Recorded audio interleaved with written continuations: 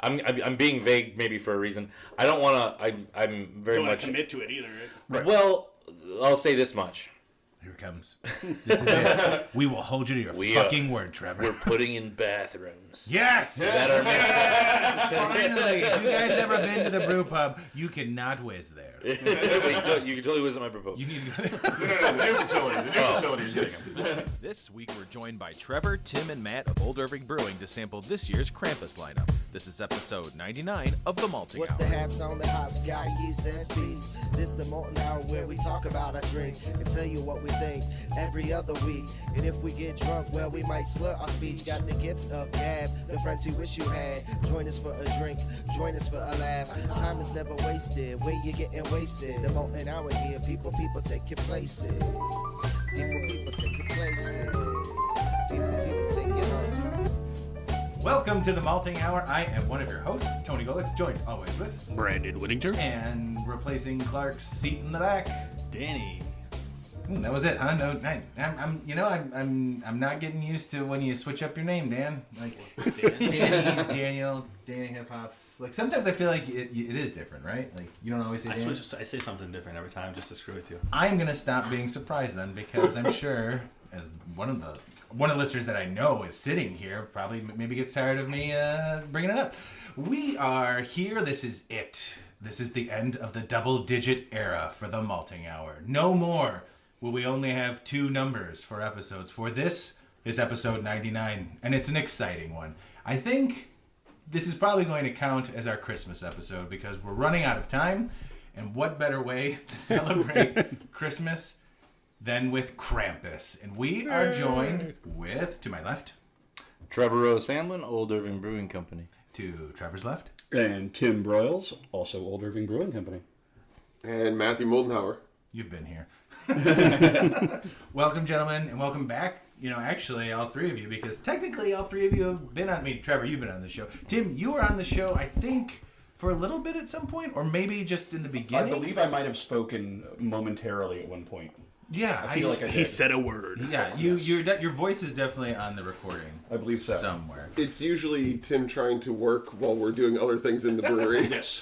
I probably had to interrupt to ask Trevor a question. Yeah, I had to unlock his shackles from the canning line to allow him to speak on the radio. They let me out today. And I gave him Very a nice. word limit. What is that limit? I was just kidding. You can't give Tim word limit. Yeah. Awesome. Cool. All right. Well, so you guys, thanks for coming here to the official Malting Hour studio. This is where it all happens. This is where the magic is made. And last time we were with you guys, it was the beginning of this year. We came and got to learn a little bit of Old Irving. Matt, you've been here a bunch. We've seen you guys throughout the year at different festivals. We've hung out a bunch. We've come by Old Irving. Now you're here. And what are we drinking tonight, guys? This is Krampus cookies. The original concept actually wasn't a big old imperial dark beer. That kind of wasn't the initial beer that we brewed. We kind of wanted to brew something that was... I'll be honest. When I first started this thing, I didn't know what a lot of imperial stouts, like specifically in the pastry range, were because I hadn't had a whole lot of exposure to them. And I spill. And Brandon was so... It's my bar spill. Brandon was doing such a good job of making sure. Sorry to cut you off. Making sure that everybody was getting a nice pour, and right at the last one, it just splashed all over. That was hilarious. I remember my first beer. Thank you. Sorry. No, good. So we started off, and the idea, I wanted to release something, and so around Christmas, and obviously we had just opened in September of 2016. So we created this stout that was kind of meant to, Santa. The idea was Santa gets cookies and milk when he arrives on Christmas Eve to give all the kids the presents. What would Krampus have? And I was like, well, what about a beer that tastes like cookies and milk? And my old job in restaurants, motor restaurant, we would try and recreate flavors all the time. So I was like, all right, what makes up a cookie? And obviously you have flour, you have malt, you've got chocolate cocoa nibs, you've got vanilla, and and fat, which I am. So some kind of butter. And so we kind of did that, and then of course we did the lactose in there because of the milk part, and it all kind of came together, and it did really well. The lower beer version, and then it wasn't long after that, few distilling, we developed a relationship with them through one of our bartenders at the time, Matt. And they were like, well, you guys should, they kind of pushed us into doing a barrel-aged thing. We're like, all right, well, we got to make a higher-end version of Krampus. So the first year we actually had 2 different kinds of Krampus. We had the low ABV version and then the higher ABV version that was going into barrels. So that stuff went into barrels. We released it a year later. It was pretty hilarious. We had one kind, and it was Krampus cookies. It was cocoa nibs and vanilla. And we didn't think anyone was going to show up. So we didn't really have a plan in place for how people were going to queue for it. Yeah, it was a nightmare. So our general manager, Rich, was sitting there with like an iPad just kind of standing in a door. He'd be like, well, we'll see who shows up. And literally we had a line out the door waiting to get Krampus. And we were like, oh, people like barrel-aged beer. Cool. Welcome to Chicago. Welcome to Chicago. Who would have thunk it? We did not think there was going to be lines. And it was funny because the night before, my wife's best friend's husband, I know it's convoluted as shit, asked me, because he's a big beer nerd. I've never lined up for beers. I never chased beers. I just kind of, whatever was at the store, I grabbed off the shelves and I drank that night. I never collected or anything like that. And Aaron's like, so what time does the line start and where does it start and where's the pickup? And I was like, shut up, dude. Shut up. Okay, yeah, we're going to line first year. And sure enough, there was a line the first year. Pretty good, man. So that's kind of a little bit of a history behind it. Sorry to answer your question a really long way, but there's some. What did I tell you before we started? I love that. So Trevor, you know that was Matt's actually hosting the now. very first. That was the very first time I ever met you. That's true. And I guess you apparently messed up because you gave me a free bottle of it before I even knew there was a line too. Because the barrel manager at Few was my wife's best friend's husband, Miguel Gonzalez, and so he's the one that got the barrels. So he brought me over to Old Irving, and he's like, "Have you ever heard of them?" I was like, "No." He's like, "Well, these are our barrels." And so we had been there before you were even open, and you came out and. You're like, oh yeah, like we just made this. You guys should really try it. And I think that was right before you guys had signed up. Oh, Jeff got so my business partner Jeff got so pissed that first year that we did it. No, I gave a bottle to every single team member on OIB staff. One bottle, and we didn't have a ton. Awesome. Well, of course And we hand labeled them with everyone's name on it. That's so That's cool. awesome. So actually every really nice. single. Well, we always try to do something. We always try to take care of our team. Our team. Your business is not the tanks. The business is not. The mash tun, it's not the drains on the floor, it's not your overhead, it's none of that shit. Your business is your people. And so that first year, especially since it was kind of like cracking the bottle on the side of the ship that would become Krampus eventually, I wanted to share that with everybody. So everyone, and I'm pretty sure Tim was a big part of that. He comes from the service industry. Yep. And we're hospitalitarians very first. It's all about service, not servitude. We want to take care of our team. We come from that kind of grinding nighttime, we all hang out at the bar afterward kind of atmosphere, so we know how important and how good it would make us feel to get that, so we did that. There was only one person that got the number one bottle every year because we numbered all the bottles, hand numbered it. Yep. My wife got number one. Were they, so first year were they actual bottles? Yes. They were actual bottles, which Matthew very much wants us to bring back. And I have explained to him I will never do it. And then out of spite, they sold it. We sold the bottling machine so that way It was out of spite. It was out of never do it. hate for that bottling, two-head bottle filler.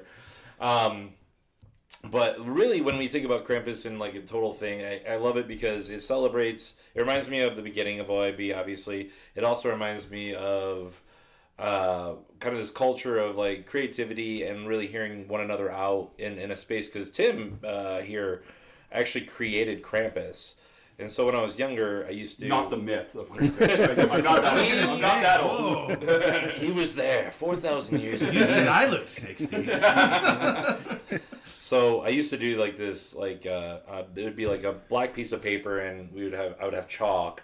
It was inspired by Rammstein's album Sinnsucht. Yeah. And on the album art, they would have faces emerging out of darkness. And we're like, well, what do we want to do for this Krampus label? And me and Tim, we vibe because I'm not going to micromanage what Tim does as an artist, because Tim is also a very talented one. But also, he's really good at like me saying words and then him going, like, I know what you mean. And then he'll come and be like, that's what I meant. It's so cool. And so I said, what about like a demon face coming out of the darkness? He's like, I got you. It is also hilariously different than my initial design when we first talked about it and I brought it to you, and I did like a very traditional, like late 1800s German style Krampus thing. I want to see that. I probably have it on my computer somewhere. In all honesty, I bet you it's in there somewhere. I want to see it. I don't delete things very often, but You can't find them, but you. That is also true. That is also true. Just because I have them doesn't I'm a mean little bit of a they're hoarder sometimes, digital hoarder at least.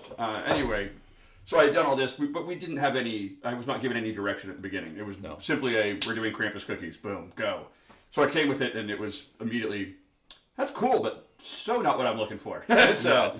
Then we sat down and actually. Okay, so maybe I do micromanage you a little bit. Oh, all right. No. I would not count as micromanaging. Looking back, There was no direction at the beginning. So no, we had no Can idea. you redo this and make it less shitty? I like what you did there, but fuck, it's bad. God, that's Can really. you do a better job? No, and we came up with this, and he fucking nailed it. It was like exactly. It reminds me of the stuff I used to do when I was a brooding teenager, and it's just this face emerging out of darkness. It's menacing. It's evil. It's a metal album, man. It's a metal album. It's a metal album. Thank I you. can. Like, I mean, it really is. Like, That's what we're going for. you guys God need damn it. stickers. I need stickers of this. You gotta slap stickers on shit. Speaking of albums, I'll work on it now. I was like, I just looked at you like, why the fuck don't we have stickers, Matthew? I've got my real quick Because we just hired Nate again. I was gonna say, Yeah, because you've been a little busy. I need an enamel pin too. Do you guys have those yet? The Krampus enamel pins. He's got Yeah, Beezer ones. He I got made the he's Beezer. all about He's them. wearing There's it. one right I there. got it on, right? Oh, yeah, look at that.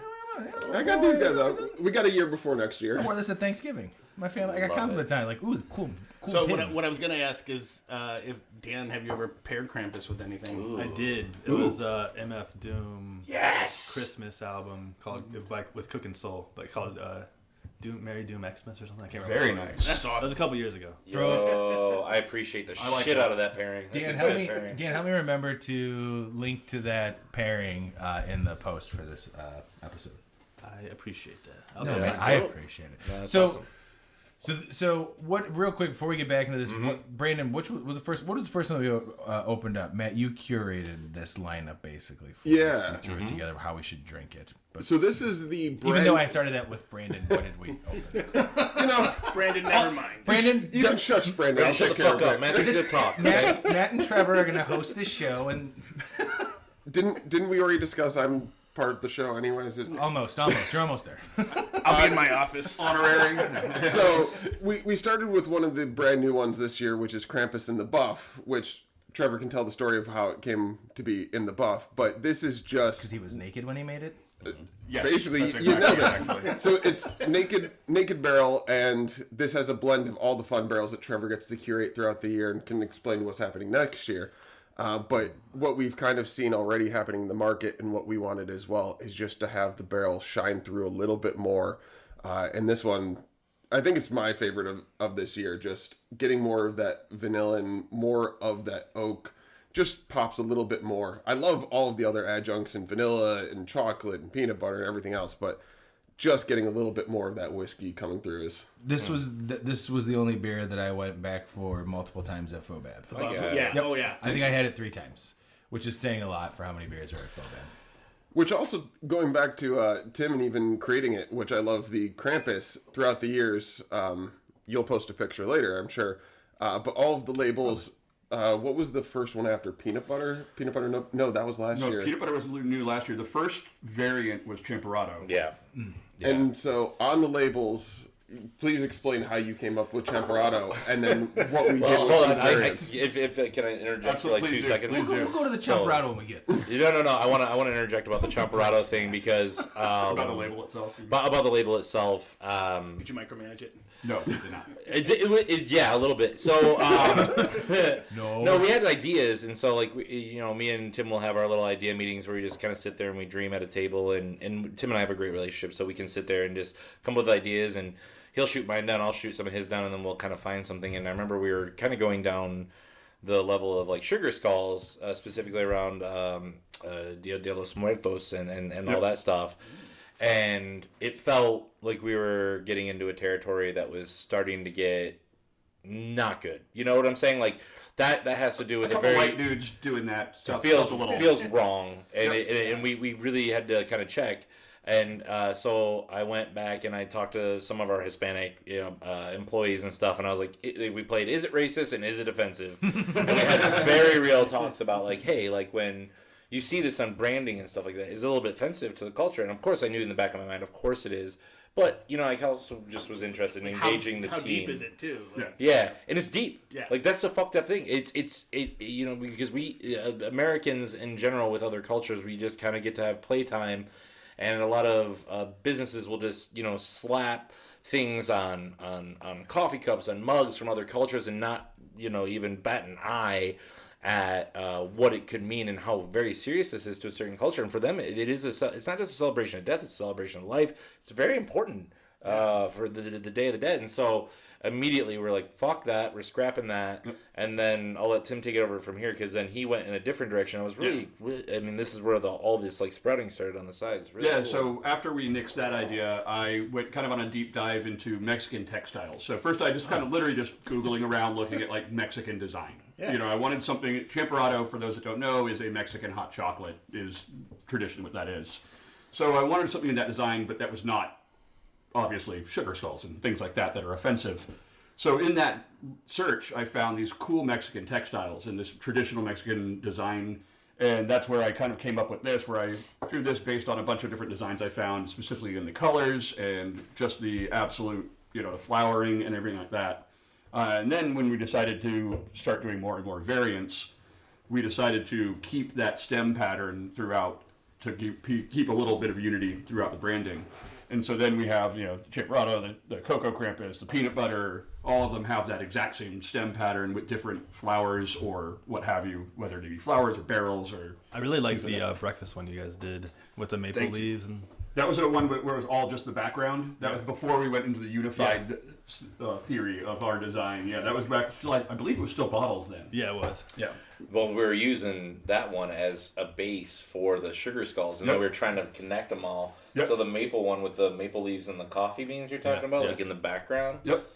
That was going to be all sugar skulls, and that's when we decided to take a very different direction and Tim took a different direction. Plus, we just, after, as much as I liked that one, we decided like the thing that we really liked about the original Krampus cookies was the starkness. Right, it's just, black, boom. So we didn't want to we kind of decided to go away from that original design, just trying to keep it a little bit cleaner, a little bit less busy. And that's where we came up, again, back to the textile and doing just a very simple bit. And you can actually see on some of the early labels that they were bigger at one point, and we've kind of tweaked them over the years, trying to get it into a more specific spot. And I think we've landed there at this point. When we go back now to the Krampus in the Buff this year, so this, what we're drinking right now is Krampus in the Buff. Over the years, we know stouts are becoming thicker and thicker all the time, and this comes from a few pieces, right? People boil down. Your biggest, thickest beers can boil as long as 72 hours sometimes. Whoa. Where brewers will... Imagine if we did that, Brandon, with the fucking Into the Void. How much sweeter it would be. I'm not gonna name any names because I'm always gonna make sure I keep my friends' secrets. But I do know some breweries who will brew on a very similar system to ours. They'll mash boil. The total time they'll end up mashing up to like 6 times. Whoa. And boil down until basically like it could be 4 to 6 mashes will fill up a kettle. So you're talking about Guinness, right? My boys at Guinness making them fake boys. What we notice is there's a little bit of a line that you get to with viscosity and barrel character, and of course that would happen, right? Some friends of mine have some suggestions about how you can get there, and they're really good suggestions about how much residual sugar you have in Play-Doh and how many months it should spend in the barrel. We have a finite amount of time with Krampus. We have a finite amount of room at OIB, as you guys know. We're an 8,500 square foot brew pub, and we have this very small area to be able, we line them up along the walls, we stack them. I literally bought a walk-behind 3,500 pound stacker. One, to make our jobs a little bit easier on a day-to-day, but 2, really to be able to stack barrels. So we have got tons of space up. If you go to OIB, we got high-ass ceilings and not a lot of floor space. So we can't do a whole lot of extended aging, so we started thinking about how can we introduce more oak, more spirit, more character without having to age beer way longer. So what we did is it's kind of Solera-y in a lot of ways, but what we're going to start doing is we're going to start keeping an amount of Krampus behind and doing extended aging that'll probably release as like extended aged single barrel Krampus. Yes. And then on top of that, we're also going to be introducing these very high ABV, very high attenuating Krampuses that are going to spend some more time in oak than maybe they should. So the beer that'll come out of there will be real hot, it'll be real barrely, and it'll be real spirity. And it'll probably, and what that can do then is that you can use that to kind of then blend into the whole, because that'll add, we're going to keep kind of the body, that intense richness of everything, but then be able to blend in. And this was our very first experiment doing this. So this year's Krampus is literally the regular Krampus base, which this year was our thickest and most intense base. Our brewer absolutely killed it. And then we aged that in Heaven Hill barrels. Each one of these barrels were sealed perfectly. They had a little bit of whiskey in the bottom of each and every one of those barrels. It was the best experience filling barrels. We were like looking at each other like, damn, that smells good. This year's going to kick ass. And then we took, and the barrel broker we use has a corner on Old Elk barrels. Newer distillery, newer barrels from Denver. We know we're going to get a lot of like that white oak characteristic. So we fermented Krampus down using this crazy ass like Pac-Man yeast that just eats everything, HA18. And it fermented it all the way down to like 4 or 5 Play-Doh. Holy shit. And so it was an 18% Krampus that we then put in the barrels a little bit later. Aggie's excited. He's like, fuck yeah, 18%, let's go. Yeah, sorry, man. Your cat is an alcoholic. Well, she loves jumping on the show. I don't know if you want me to reveal the numbers for next year's of that high attenuation, but we have those numbers. Yeah, we do. So this year's Krampus is going into barrels. The high attenuating Krampus is going in at like 17.2. Like 17.2, 18. And so that down means from 29 to 3 Play-Doh. Yeah. Started at 29, went down to 3. So we can expect another 2 Play-Doh pickups. So you're talking 19 into 20 Play-Doh range Krampus that we're going to use to blend in to the total. And so this is an exciting time. So this is the first year we did it. The Old Elk stuff got blended in, and we sat there. We did our bench trials, and we were like, I really love what this brought to the table. It's making Krampus a little bit more dynamic than just your pastry stout barrel. And so obviously Tim in his design added the barrels to the leaves, so it looks like it's spreading barrels. So we're gonna start focusing much more on this single barrel kind of thing. If it's anything like what this was, which I said, Phobab, like Clark, who's not here, also agreed, and Brandon, like we all said how R.I.P. Clark. good this. Yeah, R.I.P. Clark. Sorry, Clark. I gotta be honest. Clark is bummed. He is probably like, we're all fans of Old Irving, but honestly, I think Clark is probably the biggest fan of you guys out of all of us. I mean, I only know that you hate us. That's okay. I don't like you guys. I begrudgingly reached out to Matt and go, "Hey, so are we doing a Krampus episode?" He couldn't hear how bummed I was. But if what you guys have already done with this, I'm really excited for what next year is going to be, and that whole idea of the single barrel like. That to me is just an awesome idea. I also wanted to point out one thing. You said you and Tim had a really good, have a really great relationship. Yep. But you had also started the evening when saying you unshackled him. That's true. That is an abusive relationship. So this is called Stockholm syndrome? No. First of all, I just wanted to point that out for come anybody. on, baby. You're in Chicago. We're a liberalized place. Like, look, shackles, whips, chains can also mean love. This is true. So, all right, hey, point taken. Whips and chains excite me. Don't you dare kink shame me and my team. I'm sorry. But yeah, thanks for honestly, thanks for the background on that one. That is honestly, I'm super excited about. I was gonna ask one more question, sort of following up with do that. it. I know you guys are getting the new space. Is that gonna expand what you're doing in terms of how many barrels you're gonna be storing, type of deal? Hell yeah! Oh my word! That new system that we're getting. And you guys are actually probably the first people to know. I don't really talk about. I talk about it constantly in my day-to-day life, but I don't talk about it to anyone outside of the brewery. So it's a Tribune. is literally the only one. Doesn't count. But he, But the big one, you asked a poignant question, and it was specifically about the barrel aging program. You have to understand, when that 30 barrel system, obviously we can. I'm sorry, I'm trying to make eye contact with you, but I'm also Dan not knows, miking. Dan knows you're No, talking fine, to you're him. fine. Yeah. So Dan, I'm gonna pretend you're right here in Pretend front he's of the the bar. leg lamp. Just so you guys know, Dan, there's a bunch of us at the bar down in this basement. It's very dark and scary. And behind me is a clown in the corner. He keeps laughing at me, and That's actually Clark. yeah, it's weird. I was wondering why he was ball gagged. But the guy, but we got Dan behind me, and so he's basically looking at our back. So I have to pretend that I'm talking to Dan while I'm looking at this picture of like 2 barrels. I don't know, getting some kind of rectal examination. So Those aren't barrels, my friend. So anyway, to answer your question about the new space, the build out of the new space, we're going with Quality Tank Solutions, which is a Wisconsin-based manufacturer of stainless steel. Everything's made locally. It's basically the most local place that we can get people to manufacture our brew house. The whole brew house is built around the fact that we're going to be doing long boils and some souring in the kettle.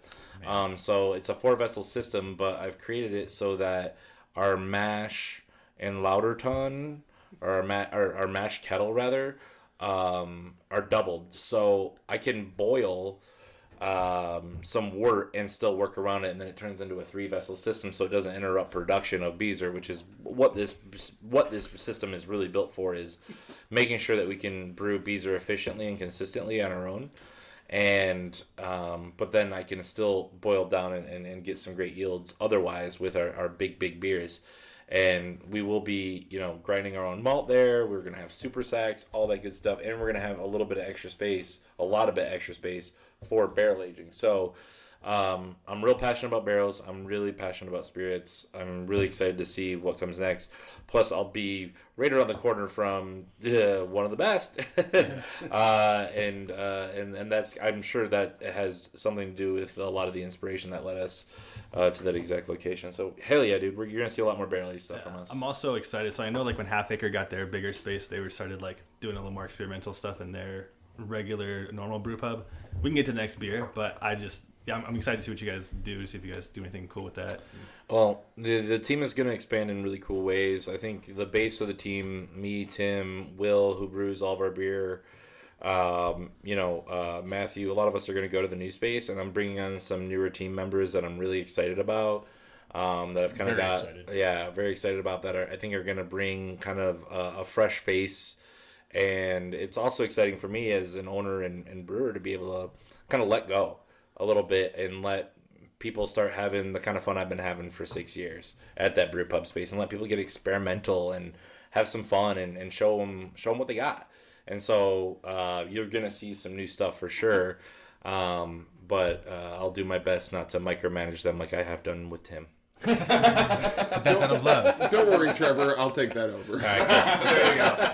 Is there any... Passing the torch. I don't think there is now, but is there any thought of like a tap room or tasting room at the new location? Another great question. So because of the way the city works and everything, our main plan is just to open a manufacturing space first. We want to get that off the ground first. We want to be able to keep up with the Beezer demands in 2023, and also make sure that we're making it the way that when you have hands on it, people may not know this, but there's an amount of Beezer that is kind of co-brewed with our friends at Great Central. They're awesome. It's a system I don't have hands on, so I'm not able to do the tweaks that I usually do to our stuff like we do at the pub.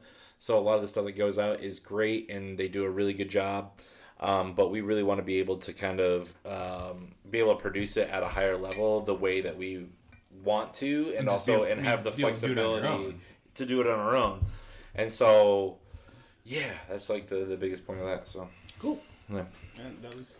But hopefully eventually. Yeah. Yes. Yeah, but it was more of like, is this... I understand manufacturing is first and foremost, and then pipe dreams. I'm being vague maybe for a reason. I don't want to. I'm very don't much commit to it either. Right? Well, I'll say this much.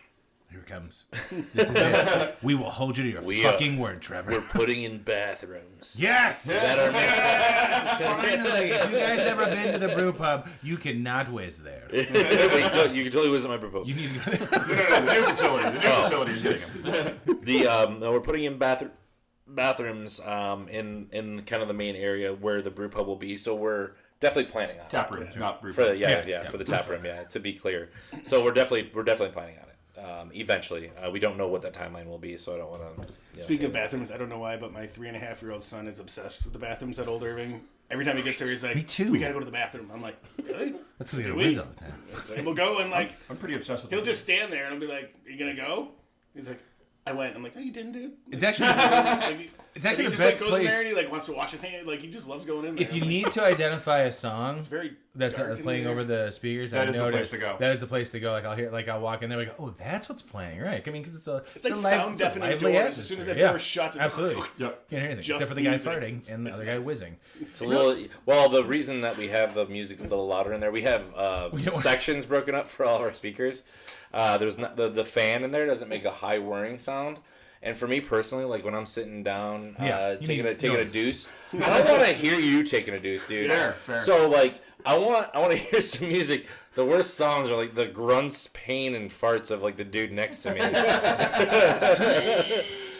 Like people get fucking weird in bathrooms. So yeah, we're very bathroom plan. You know, We have two toilet people time who is important. We have two people who spend a lot of time in the bathroom. True. So if you thought the brew pub bathroom was cool, wait for the new facility. Hey, what are we drinking right now, Matt? So we moved on to the OG here, the Krampus cookies. For me, even this year, the barrel shines through even on this one more than it did last year, and I love this one. Macerated Madagascar vanilla, tons of chocolate. Did you increase? Sorry, I've never called it macerated Madagascar vanilla bean ever, and I'm pissed that I've never used that as a sales pitch because I used to do Matthew's job poorly, and now he does it a lot better than anybody I know. So He's pretty good. Macerated is a good word for it. Basically, I take vanilla beans and I blitz the shit out of them, and basically puree them into like my own vanilla paste. I didn't like the vanilla paste that are sold at stores. And I certainly didn't want to use a vanilla extract. Yeah. And I did a little bit of studying, and to all your brewers listening, Madagascar vanilla has the highest vanillin content of any other vanilla bean on the market. So if you are looking for just pure vanilla flavor, that's the one. The other vanillas are going to give you a lot of other chemical compounds that'll taste like other things, which is super cool and very experimental and very nerdy. But that's extra explaining at the door to your guests and other people who are expecting vanilla. So for pure vanilla flavor, Madagascar, pound for pound. We also increased cocoa nibs this year by a lot. They're all organic cocoa nibs that we roast. Basically, that's our way of pasteurizing them. This year I had a ton of help. LJ Bullen, who's a part of our team, a newer member who used to work in the FOH at OIB. They came in and absolutely helped me out. The first time I've had help with our adjuncts ever. Besides Tim. I'm like, wait a second. Wait, no. Oh, the old shackled Tim. Left in the Tim background couldn't get far enough away to do... No, but I mean like in the roasting. Oh, yeah.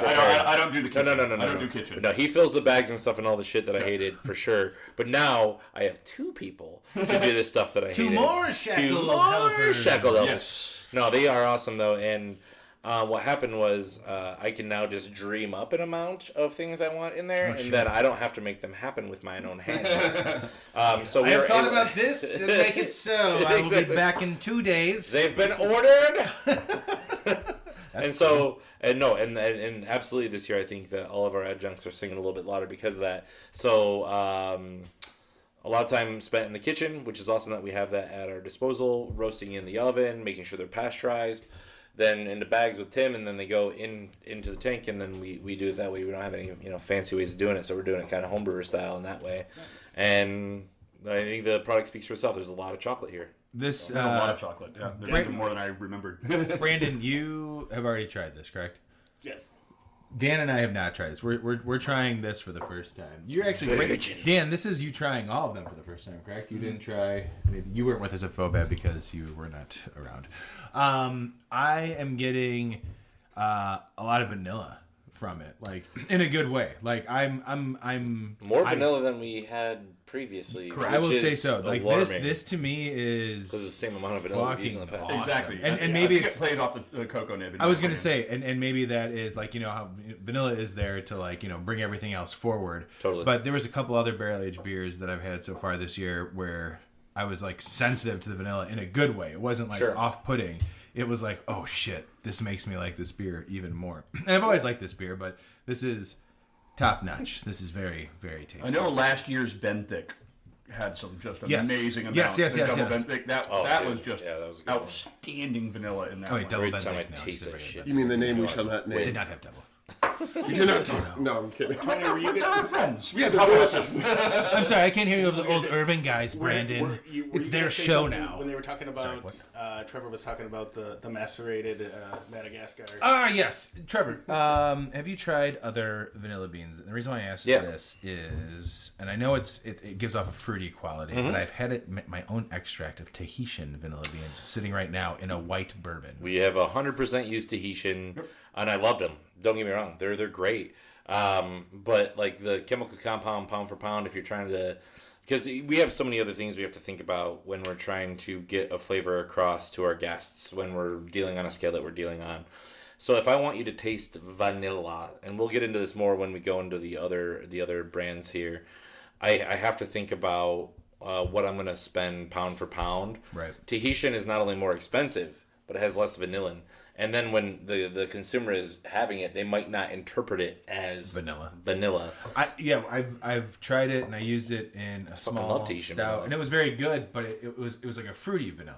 Correct. Like it was almost not berry, but almost like a. So I have some sitting. So I was talking to Brandon because Brandon and I have a stout that we do, and we did Madagascar vanilla beans, but I have a Tahitian vanilla bean extract that I made with like a white bourbon. Oh, beautiful! That I'd like to use for something, and I think I'm going to save it for a different type of stout, maybe that is not so much like what you guys are doing here, because that's what our Into the Void stout is. It's like it's basically a cinnamon roll imperial stout that we well it started. There's a base stout, and then we took 4 big ass cinnamon rolls, like full cinnamon rolls, and mashed those in. Nice. There you go. Hi guys. And then we use the vanilla bean, and then that's we the microphone method you call that. Yeah, that's what we call. That's where the craft comes into craft beer. The best part about it though was after we mashed out, we sat there and two fat guys eating the cinnamon rolls. They were delicious. They were delicious. Like, coming out of the mash, there was still. I mean, they're from Fanny's. R.I.P. Never forget. They were fantastic cinnamon rolls. And they were actually still pretty tasty. Cinnamon rolls fucking kick ass. Yeah, now I want a cinnamon roll. Thanks. Yeah, no. Sorry, not sorry. You know what? I can even name drop who we get our vanilla from, just because it was kind of fun. So He found them. I'm that guy who goes on Reddit all the time and does all that. Dude, there's a great subreddit of the brewery. Yep, I'm on there. It's so good.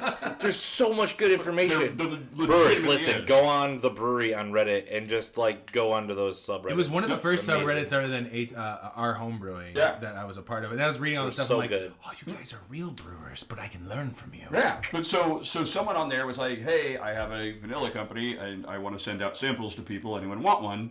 Then obviously I went, hey, Trevor, like we should probably get a sample just to check it out, right? Yeah.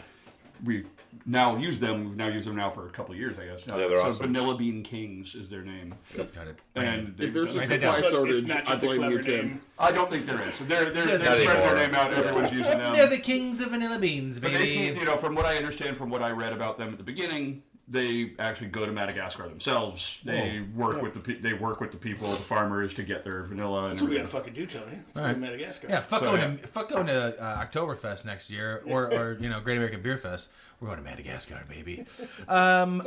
Real quick, before we move on to anything else, I gotta say we are gotta be real close to the half-hour mark, if not already. I'm really sorry.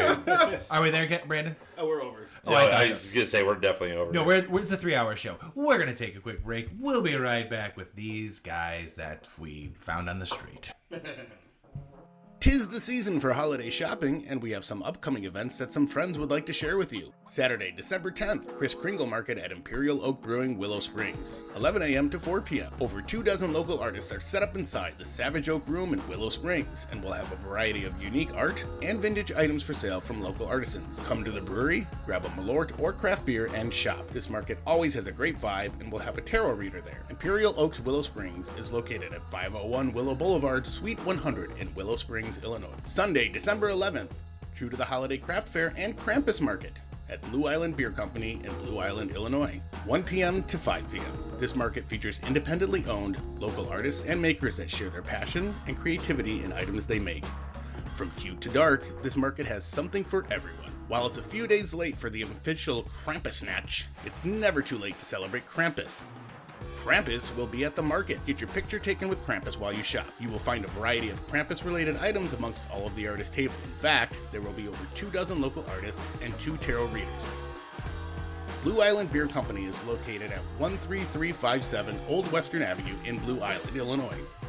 All of these events are curated by Beat Streets and the Streets Art Alliance. And we're back! Welcome back, everybody. It's our... Should come back to the sex toys. Yeah, we'll come back to that. We'll circle back. I was wondering why Tony That's kept the bringing after shackles. hours. Alan DeGeneres' fist. Dan. Sorry. We're leaving that in. Welcome back to our special Christmas episode. We're here with the guys from Old Irving. We are drinking a whole bunch of Krampus, and we have moved on to number 3 of this year's lineup, which, by the way, so this episode is coming out on December. This is when people are able to listen to this. Is December 4th? Is that Monday? 5th. Damn it! I'm always off one day.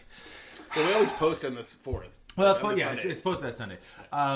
Is there anything left, should I say, that will be available left at the... You guys are so good with dates. I was literally going to interrupt you to say, just so you know, December 5th is when we take all of the extra beer, That's what I like thought. all of Okay, our that's what I buffer wanted to stuff, make and sure. we sell it at the pub. So just so you guys know, what we're talking about right now, I hope you're listening to this morning. You're like, boy, I'm just craving some barrel-aged beer, and you're going to drive to the northwest side over to Old Irving and just get all they have before I get there. Good luck. I need to get that Krampus burger before it's gone.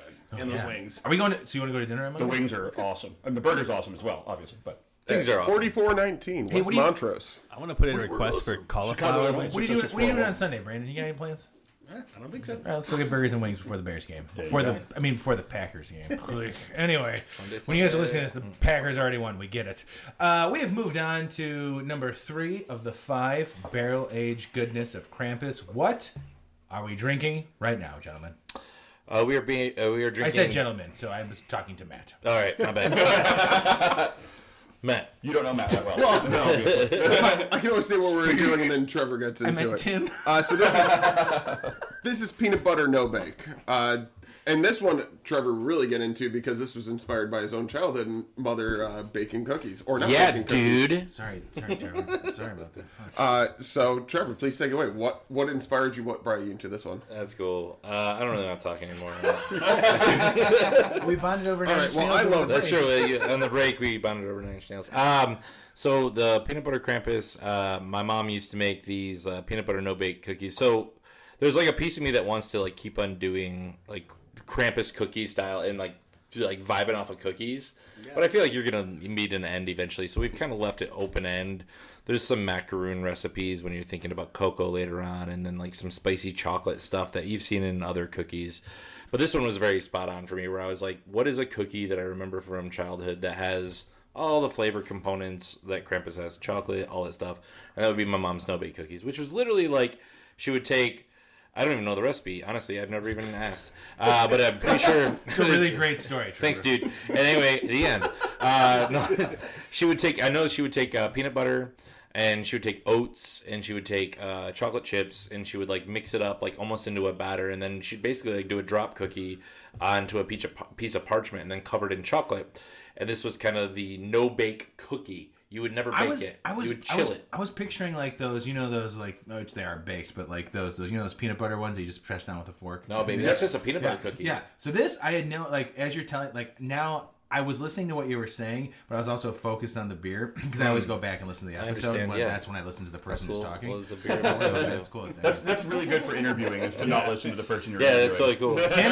Tim, go back to the goddamn shackles. Shackles, Tim. I want it I heard oats, chocolate chips, something. peanut butter. That just sounds like a fucking delicious cookie. It's a nice cookie, but the cookie is not baked at all. So what you do is you just basically take all those ingredients, mix them together, let it set, and you cover it in tempered chocolate. So the outside would be kind of this beautiful crunchy chocolate. The inside would be peanut butter and oats, and all right, well, let's talk about Krampus real quick. Krampus. Wait. Why have you never gotten the recipe, full recipe? You just you're you know what, I like it. It's fine. Bro, this is great, Mama. There are certain things while my mother is still alive that she still makes that I don't want the recipe for it until she's gone. Because I don't want to. I want her to make it. It makes me feel like I'm still a son. Are you planning on getting it through a Ouija board when she's gone? Jesus. A seance? So here, can I have your mom's email address? Funny story to that. So my mom was notorious for Christmas cookies. And satanic the rituals. The last year she made them, she had really aggressive cancer, and she's like, I'm only going to do a couple batches. She made 26 fucking batches. Of course she did. And Hero. wow. So we're that's a promo. She had recipes and everything, and then when she passed, it was my sisters were oh, we're gonna bake. I'm well, none of you can bake. I can actually bake. But they took the recipes and whatever. But she sent them to me, and I'm looking at this. I'm why is there 15 recipes for each fucking cookie that she made? And it's there's no marking of which one she actually used. So there's oh, that's awesome. It's all the last 2 years have been trial and error of what was the cookie that she made. So and you're not this one, not this one. Yep. Nope. So your When mom you serve it with ice cream, it's called the Da Vinci a la her mode. kolachkis, she had there was 2 kolachki recipes, and both of them just are not good. That I've tried to replicate. Maybe it's just me. My sister too can't replicate it. But I'm you guys gotta there's keep got to be a plowing through missing them, one somewhere, or it's just it was in her head, and she I always love You want to know why? Because they didn't have proper measuring cups that you could buy from your cutesy ass little baking store downtown Chicago back in the day. Very true. They'd be you're gonna take 4 eggshells full of freaking milk. Yeah. And you're that is not a measurement. The eggs For them it is. Do you know that an eggshell can be as small as what we call peewee, which could literally be a thimble's worth of milk? And then you have extra large, large. You have all these different size delineations. And my mom, literally, for one of her pasta recipes, has 4 eggshells of milk. And I'm that's not... Trevor, my grandma That's not a measurement. My grandma has written down. What if you don't break the egg directly in half? Yeah. Also, I never am left with... I broke the top. I've never literally ended up with an egg after I crack it in half that could be used as a cup. What the hell? I'll show you how to break an egg. pro. You gotta work fast, kids. So my mom makes really good chocolate chip cookies. Growing up, always, and to this day, still makes chocolate chip cookies. It's one of my favorite things. As an adult, though, I learned her recipe. It is the back of the Toll House bag. God damn it! I was gonna say it's the Where to Christ every time. It's the Friends episode. but it's not And terrible. the funniest part is she even says, she goes, I still don't remember that recipe because it's always right there in front of me. So why would I ever memorize it? So I mean that's Good true. point. But Okay. it worked. By the way, they're phenomenal. So the Toll House cookie recipe on the bag of the bag. I was Tim's at, mom's cookies. Oh, Yep. I was at Thanksgiving and I asked my mom. Finally, we're getting at an age now, and she makes chocolate chip cookies. You use a ton of butter to make them good. The edges will get crusty and caramelized and beautiful, and the center will always be moist. No matter you keep them in a Ziploc bag. 2 weeks later, them shits are still moist. Yeah, that's because of fat. My mom said she got hers from a certain Nestle bag or an old school recipe book that she still carries with her, an old witch's book, that one from. Is it the Betty Crocker, the red and white check? This one is not red and white check. This one's yellow. Or is it a spiral bound church book? Bro, seriously, but the spirals broke, the church broke, everything went to hell. But she's flipping through it, and she goes, "Oh, that's right. It's not exactly the same because I use chocolate chunks and also this." And she starts rattling stuff. I'm this is the problem with home cooks, is that you have to write this stuff down, and I still didn't because I'm a bad son. But coming back to the beer, this one is a no bake. Oh, wait, here. Forgot about that. This involves, I'm done with it. The no bake cookie involves no baking. It is a chilled treat, and it's glorious. And you could pack them into kids' lunches. We had them all the time when we were kids. My mom could throw them together, even though her life was in shambles. It was awesome. And so, and honestly, I've tried a bunch of different peanut butter products. This one actually contains no peanut nor butter in it. This is PB2? I'm gonna say it. Is it PB2? It's not PB2 because that would involve peanuts, brah. This would involve only extracts, and I'm really sorry to say that out loud to you guys. But there are some times They're very quality extracts. in a brewer's life where you have to make some decisions, and the brewing is not extract. The cocoa nibs are not extract. The vanilla is not extract. The barrels are not made from extracts. The only extract here is the peanut butter, and I'll tell you why. 2 reasons. One, let's imagine you're at a little bottle share, right? You're one of these soft ass younger kids that have We're talking about Dan that have peanut allergies. Oh wait, right? no, he doesn't have peanut allergies. I think he's Right. soft Then ass he's not soft. Yeah, I know people my age that have that too, and I'm old. So Soft ass. By the way, Dan's soft ass people older than me. Dan's only 18 years old, you guys. Oh, he looks great. And so he's only allowed to smell the beer. So this actually contains no peanuts. These extract professionals are able to make things that taste like peanuts that don't have peanuts in it. This tasted the best. We've done tons of bench trials with a bunch of other stuff. We were never going to do one until we found the right one. So we experiment on imperial stouts at the pub with different stuff. And we've tried PB2. We've tried all this other stuff. And honestly, like, we were getting shit yields. The fat, because there's still an amount of fat in those powders that would just completely deplete your head. Even though it's small. Even with, like, yeah, your head retention goes away immediately. And in honestly, a homebrew it didn't sense, you taste can like get away peanut with butter. it, but yeah. And the thing that people always do is they don't realize what a key component fermentation, whatever you think you have before fermentation goes away post. And so, like, you have to do things post fermentation if you want great flavor. And this is the one thing we found that worked really well. I'm really happy with it. You probably won't be seeing this again in coming years. So this is probably the last year of peanut butter for a minute. Because we're gonna start getting a little fun in future years. Can I ask a question? Yes, you can. Is this the same? Brandon said no. I can't talk anymore. Is this? He threatened to stab me earlier for the glass. Mute. Is this the same process or the same recipe as last year's peanut butter? Everything except for it is the same. It is the same product that we Same used to get the extract? peanut, but just a different beer, which is for me was fun. And I wish we would have marketed a little bit better, because the fun part about doing the same things year over year for people who give a fuck is that you get to have basically we used exactly the same stuff, the same coffee roaster for the cocoa, the same chilies, the same cinnamon, the same peanut butter extract, different barrels, different slightly different methods. So the reason why I ask is that I felt. And maybe it's because this is pretty fucking fresh. This I enjoyed a lot more than Brandon and I had one over the summer from last year. And not that I didn't enjoy it. I thought the peanut butter was almost like overwhelming. Yep. A little bit from last year. And yeah. This one, I'm like, man, this is like, it reminded me, that's why I asked about like the peanut butter cookie where you take the fork to it, because there's that peanut butter that had like it's the peanut butter. It's not an afterthought, but it's blended a lot. It's good. Better. Yeah, it's nice, man. It feels almost like graham cracker. Now that we're sitting down and having it, it reminds me of like honey grams almost. Now, I will say, I don't know if we're allowed to talk about marijuana on this podcast or not. This is legal. This is a great beer after smoking a little marijuana. Oh, right. It's almost like a Reese's peanut butter cup. I have to imagine there's... Well, there go our sponsors. And also, You can edit that out. You can edit that out. here's we're not doing that. Here's a shocker. Brewers smoke weed. Fuck. Whoa! And do mushrooms. Whoa, cool. No, but one of the really things that I love about what we've been doing, and where you're saying the toned down part, is I feel like we're always in between. We recently had some different breweries, I think by recently I mean last year, where we had some of these barrel-aged stouts, and we're like, wow, that is so thin, because they're staying classic to it. Right.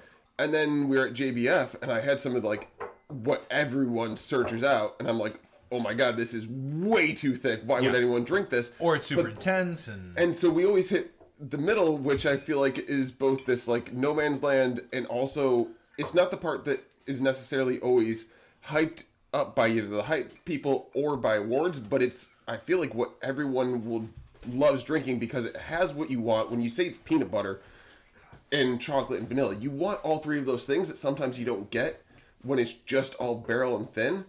But vice versa, the people that want just this sickly, sticky hype stouts, you still get those people where this has the body and the thickness and has everything that you want. but it's not on either end. But I feel like it hits what so many people want. Real quick, Clark did text me either Monday or yesterday, and he said, in honor of R.I.P. Clark, he's there in the corner with the ball gag, sorry. He did text me that in honor of not being able to make this episode, he did open this up, and he really, really, really liked it. Did you shotgun it? Appreciate that. What's that? Did you shotgun it? Because that'd be the cool way to do it. No, but you know what? When he listens to this, I think the other one he has, he probably will. That would be pretty dope. And I'll film it and we'll send it to you guys. Please do. But yeah, it really is nice. I think you're exactly right, Matt, about what you said. Like there is that, like, you know, that middle ground kind of you guys. Like I was actually very nervous about trying this because of the way I felt about last year's. Like I said, I didn't hate it, but I didn't love it. But this is like Tim, you said like a Reese's peanut butter cup. Yep. It is like, but like a better than. Like with real ingredient. Yeah, it's like it's like if there was a thin layer of peanut butter in there that hit everything that I wanted from peanut butter without it being like, oh, by the way, you're drinking a fucking peanut butter beer. Yeah. And the cool thing is that like I love sitting. Sorry, buddy. When we're sitting down and we're doing these like exercises with flavor, and we're all sitting at a table, that dynamic changes pretty constantly in breweries, and it kind of brings up an interesting point with who we have at our table this year, who's sharing in this experience and helping us kind of dial in a lot of these adjuncts, and who we had last year. And so, and there's that, and then there's also what I call the COVID effect. And I'm really sorry if I put that on there. Feel free to bleep that out because I know that there's algorithms and stuff. No, it's fine. Cool. So we've got listeners, but no. I did contract COVID early. Okay, before it was cool. Let's go. Wrap it up. And I died. It was crazy. And now you're talking to the corpse version of me. No, what happened? There was a very serious thing that happened that was real screwed up to me, and it's funny that we're on the peanut butter thing now because it was a peanut butter thing that happened that made me realize I'd lost my sense of taste. My wife was pregnant with my baby boy who was 2.5 years old now, Griffin, and we were in this like small apartment in Albany Park, and it's not that small. It was a pretty dope apartment. It was big as fuck. Honestly, it was dangerous. It was a dangerous part of Albany Park, though. So anyway, we had a pretty cool place. But I got COVID, and I didn't know I had COVID, but we were just being safe. I thought I had like a cold or something. Before there was testing, before there was any of it. Yeah. Like we were not testing. Fauci hadn't been like, "Yo, masks for real." So people were just out there naked faced, just breathing, flying on planes, just like spitting on you, going and to licking poles, all that stuff. But wearing gloves. Yeah. Right. So I got the OG version of COVID, and I didn't feel good at first, and then all of a sudden, like I think it was on day 3 or 4 after 4 days of playing video games, which by the way was awesome. In my bedroom, like on my bed. The worst part was when my legs would fall asleep. All of a sudden, my wife would like come in, and she would like, and she's pregnant. I mean, this amazing woman is like 11 months pregnant. She's bringing food to my door. I'm trying to order Uber Eats or whatever to make sure I'm being helpful because I'm in quarantine. Both windows open in March of all months, so I'm cold, and just trying to make sure I don't maybe kill my baby, maybe kill my wife. Sorry, I brought up dead babies in this podcast, but it is a first for everything. That's right. But at one point, she brings me my favorite thing on the planet, which is a peanut butter cup treat during the springtime, which is in the shape of an egg covered in mostly chocolate. You can say Reese's. Sweet. Reese's peanut butter cup. But it's like the egg one. Yeah. And it's our favorite thing. Yeah. We freeze it. There's a lot more peanut butter. There's a small part of me was like, is he talking about a lot more egg? peanut butter. I almost thought you were saying Cadbury egg. Bro. No, the Reese's. Then you went peanut butter. The peanut butter to chocolate ratio is right. It's perfect. It's all and you realize at that point, like, these guys have been using crunchy peanut butter for years, and I had no idea because there was such a thin layer, and you really get anyway, I love that shit. She gives me this as a treat. She's like, I'm so sorry you're locked up in there. Here's a little dessert, and it's like the egg, and I'm like, hell yeah, and it's frozen. Bonus. And I bite into it, and I taste nothing. And I was like, that's weird. This is one of those things that the newscasters were talking about. And then I couldn't taste anything. I couldn't smell anything. And so a year and a half goes by. I'm not even kidding. Oh, fuck. And it's still not right. And I'm real upset. Coffee tastes like shit. Sour cream tastes like shit. You're still dealing with it now. Shit, coffee, and sour cream all actually smell. I don't know what shit tastes like. like shit. And so, like, literally, for the longest time, I could not perceive anything. So, literally, the last year when we were creating the last year's Krampus, I'm basing everything off of people's thoughts, feelings, emotions, and what I think I smell. But for me, last year was subdued. And you guys are all here being like, last year was way too much peanut butter. And it's a kind of a mind-blowing experience right now because my palate slowly but surely has come back. And the way I've been able to get it back in line, wine tastings with my friend Matt Gunlock over at his wine shop. Doing whiskey tastings. Obviously, working in beer helps. Working in a restaurant helps. But dude, I was messed up. And this year, I thought this was a lot of peanut butter. Man, and so I know I'm getting back on track when you guys are like, this is the right amount of peanut butter. I'm like, I agree with you. See, I wish Clark was here because Clark had he had the smell and taste thing where like the potato thing. Like it was potatoes. Yeah, it was like tastes like metal too. Yeah, metal was a big one. It tasted like someone like have you ever weird? You know, like when people like weld. Yeah. Yep. They weld, and you can smell that like mechanical smell, or someone's laying fresh, not concrete, but like the cover up for concrete, like whatever that shit is they put the tar. Oh fuck! Sour cream, coffee, everything smelled like that. No, I will say just real quick, so much weight. He did have a benefit, which is a newborn baby for about a year where he did not have to smell a diaper because he couldn't smell it. Didn't By the way, shit, superpower. So if I got COVID now, it'd be great because I have 2 kittens and their shit is awful. I believe it. They're great, but their shit is disgusting. Anyways, that peanut butter beer is really good. Moving on. Moving on to the next beer. What's the next beer? It's the most colorful can of them all, as we spoke about earlier, which I was going to say, it is the most colorful can. It is. I did, was it last year, 2 years ago, when I did buy everything. Brandon, no, you and I, we had like shared somewhere, maybe me and Clark did. I don't know. I got cans from somebody. I gave somebody money. And I remember going in, it was from you, Brandon. Yeah. I remember going into the refrigerator and going through them and seeing all the colorful flowers. And I was like, huh, that's interesting.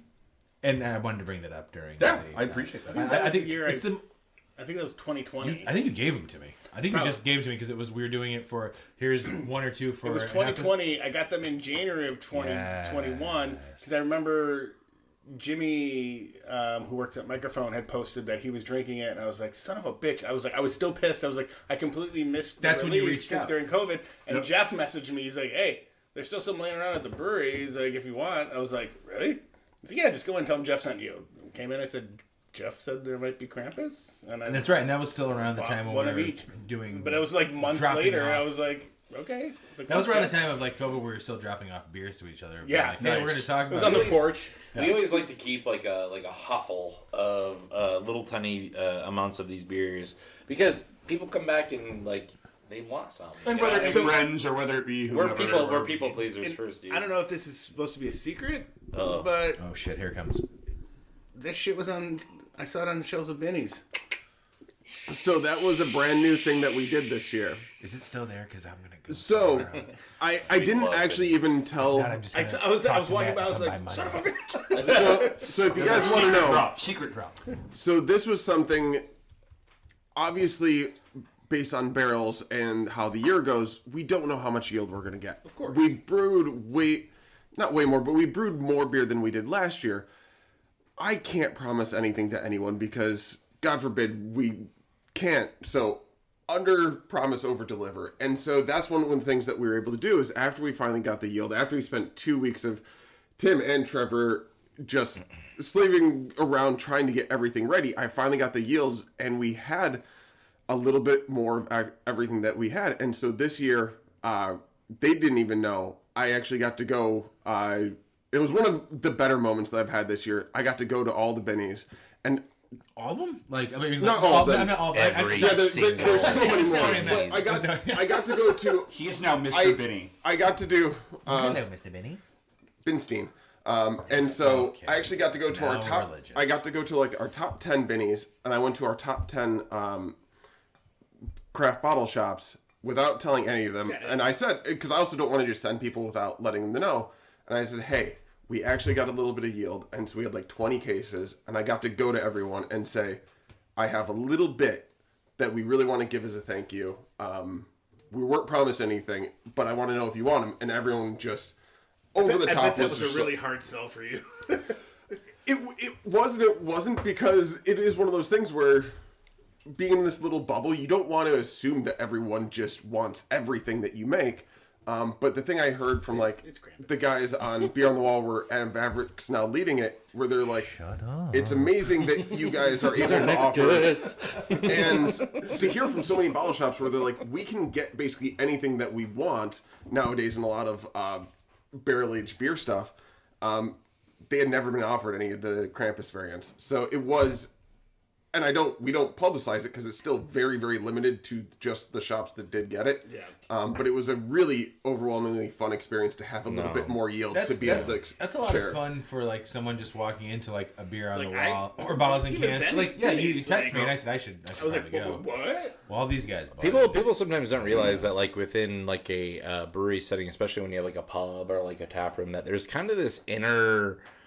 I won't call it a battle, but there's definitely like a haggling that happens between Matthew and I, and it is between liquid and how much he gets and how much we get at the pub. And of course, I have to think about like what we can serve and how long it can last, and we've actually been able to wrap some numbers around it, and it's much less of a bargaining tool now than it is just a really nice, hey, let's do some nice things. And so, hey, man, let's just sit down, smoke a pipe and figure it out. But no, Matthew is always advocating, obviously, for all of our craft accounts, which is huge. Because, obviously, we want to grow. And, in order to grow, you got to take care of your craft accounts. So, Benny's, a lot of your smaller craft beer stores, a lot of these folks that we could give this stuff out to, we were able to. And it was, we just were like, okay, cool, we have it. Let's go. And we had already come up with a number that we're going to release at the pub. And we're like, well, fucking right on. Well, we have some that we can actually release into production for our first time. This is exciting. So slowly but surely on our Instagram account, I'm getting pinged. And I'm like, oh, that's so awesome that they got some or that they got some. And so now we're reaching a wider audience. So all the people can get some of Krampus. But we're... we did also do a small drop to Tavor as well, right? Oh, nice. Sorry, yes. Is that not supposed to be said? Well, no, that's surprise, also super exciting. Shut up, Tim! Edit that out, back to the shadow. So that's also really exciting because Tavor hits 18 other states so you actually Brandon's already ordered from Tavor. Yes, we actually did the only state I've said Tavor not to send to is they do ship to Illinois. You can't get Tavor into Illinois because we have our wonderful distributors, but that way... Wonderful, awesome, we love them so much. Oh my God, we love you guys. But it's so that there are a couple people in Colorado and in Florida and in California this year who are able to get a small quantity of Krampus as well. That's awesome. But that is part of the reason is, as you guys saw, we had the number that we wanted that we used with Osner, who's been great. But the people who use that, as you saw, we sold out that quantity in less than a day. Yeah. And so we wanted to make sure that people that might not be so obviously sitting on the accounts to buy it up right away, that are in the suburbs, in Schaumburg, in California and other places, had access to it, because it is one of our favorite beers to make and enjoy and drink with you guys. And so, we want to share it. And so... yeah, we love everyone who's able to buy it and get on it right away, and all the beer nerds and people who love us. But there's a lot of people who don't get that ability and aren't as privileged. So we want to be able to share that as well. I just got to say, man, every time you talk, I feel like I'm being sold something in the most pleasant way. So there is no way that you like... It's almost like he's our sales manager. There's no way you're not going to... I fully believe about that. Now you put it that way. I fully believe he could sell a ketchup popsicle to a woman in white gloves. A ketchup popsicle? White gloves? Yeah, you know I do declare. But no, because my mom... I love my mom, but she can sell ice to an Eskimo. I personally do not think I am a good salesperson, because I only sell things that I really believe in and really like. And so that was one of the beautiful things that coming back. That like makes you a good salesperson. Yeah, you keep on selling even when you're trying not to sell. No, because there's so many people, and it's part of the reason why we hired Nate Cheeseman, who is amazing, because he also believes in the product. But to sell cheese. I've worked with so many people who are great at being able to sell what they need, and in the moment, because they know they're going to make money. Again, showing it, not showing it, like, this isn't commission. Like, any beer that we sell, I don't make money off it. It's because We want to sell the product that we're behind. Yeah. And same thing with the sales reps that we get. We want people who actually love the product as well, because there are plenty of people who are able to sell things that they don't love, and there are plenty of reasons for it, financially or otherwise. But for me, the thing that has a long-term value is someone who really loves what they're doing and really loves what they're behind. And if you don't have that, then why do it? Yep. God damn it, I love you, sold. Matthew. Matt, we God need- damn, I'm not just sold on my own product, I'm sold on you I was gonna again. say, Matt, we need more people like you in politics. What a good guy. Someone who actually believes in what they're doing, not just trying to sell some bullshit. I do want to shout out Trevor for getting the Tommy Boy reference. Thank you. Tony and I got... It's one of my favorite. I actually do that quote often with the white gloves thing. Tony and I got really more than... We had a lot of fun. We had a lot of fun that evening. A couple weeks ago, and we watched Tommy Boy, and we both sat there just doing the lines the entire thing. So much that we wanted to do our own. Did I hear a niner So in there?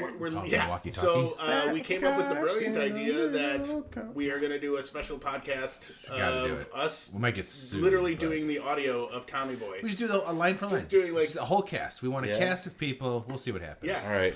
We'll get I do a pretty good. I we do might a get pretty sued. good Chris Farley. So if you guys need me on the show, give me a call. You got it, I'll be very happy. I'm pretty good with impressions. Chris Farley is one of my favorites of all time. We can do a whole. I got a episode whole of- story. go about Chris Wisconsin. Farley. That's a whole. My brother's dentist was his cousin in Michigan, is what I'm told. Trevor, you're So- opening up a can that we My can't get into brother's right now. cousin's roommate. No, We are 3 days. This is a 3-day long podcast now. I We stood still have outside no the idea. Hancock building the day he died. Yes, I This is like the I was at extended Mike's. version of the Lord of the Rings. I love it. Hey guys, remember when I Tony. said the beautiful can? Can I say Oh, Dan's still here. that- Shit. Hey, Holy Dan. shit! Who's that guy behind Still us? here. I'm still here. Hi, He's Dan. just listening to hip hop and watching us speak. I was gonna ask about how you guys did the chilies because like when you first take a sip, Thank the you, cinnamon Dan. comes through. Thank Thanks you, for bringing that Dan. back home. I kind of swished it around a little bit, and like you get the spice a little bit, but it's really like I do get the chili flavor. Fantastic question.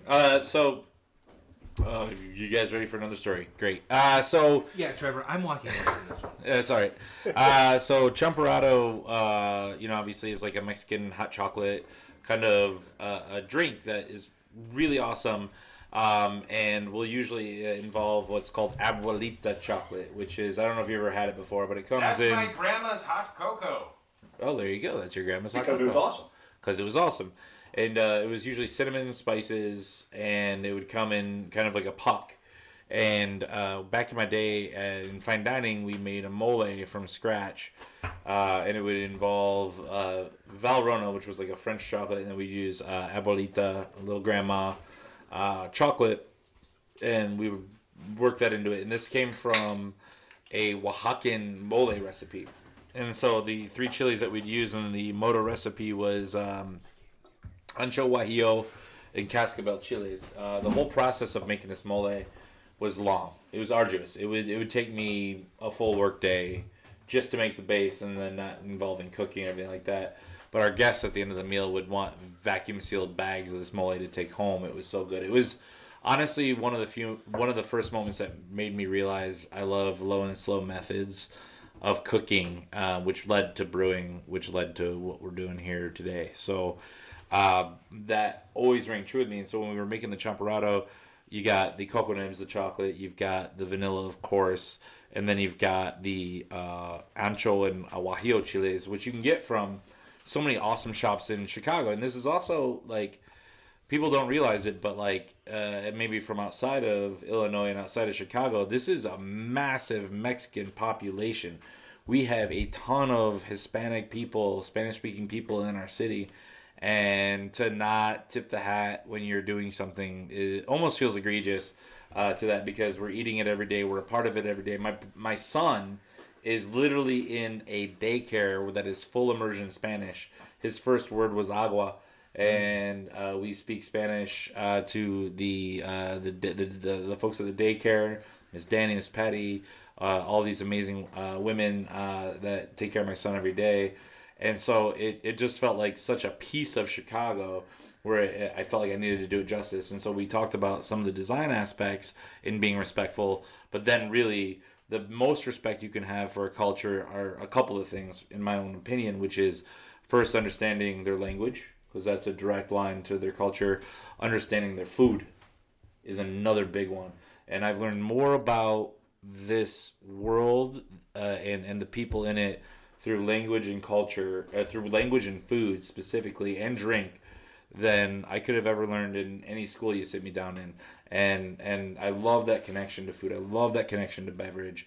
And I don't think I could be more passionate about it, about a Krampus variant than this one, because it is literally just sewn into our blood here in Chicago. So And it is our original variant. It's our original, very first variant. I think it might be my favorite variant this year so far, because I mean, I love, like, sometimes when you have the Mexican hot chocolate, like I've had like Abraxas and all that stuff, and it's good, but you kind of get like spice.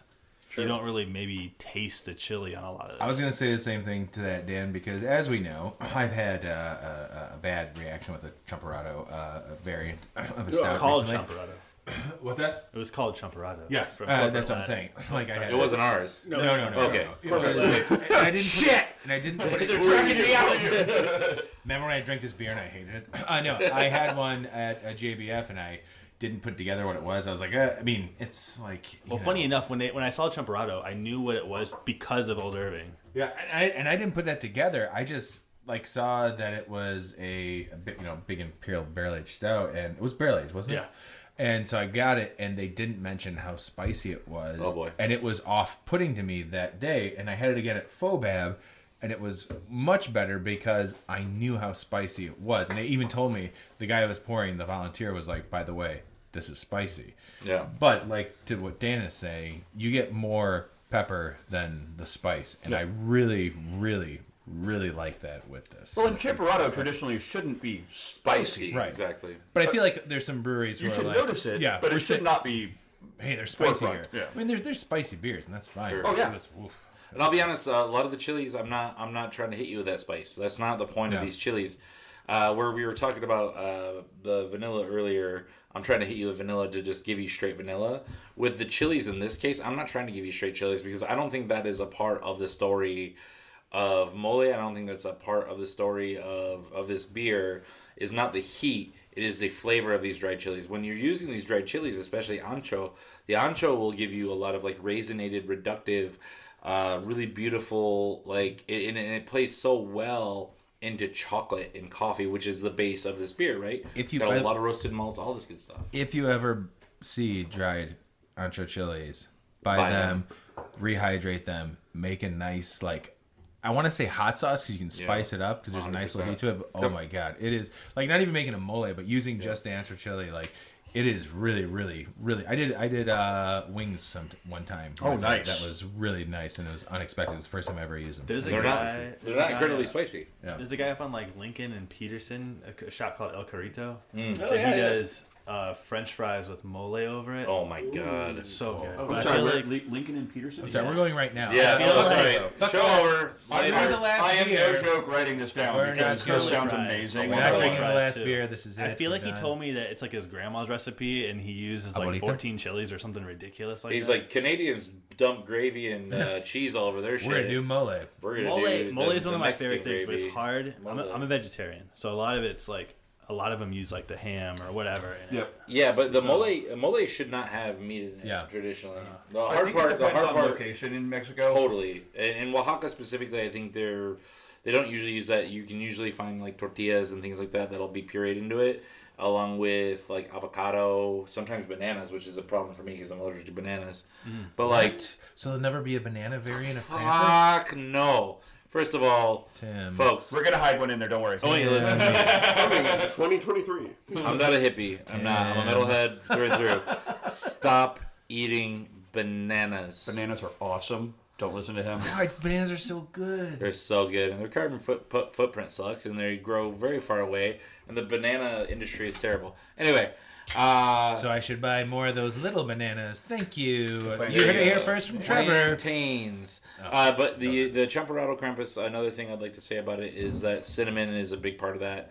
We have a very specific cinnamon that we use. I'm not going to reveal it here on this podcast. Can you tell us off mic though, and I won't tell anybody? I sure will. Fuck But what I yeah. can say is that there are a lot of different varieties of cinnamon. You have to pick your favorite.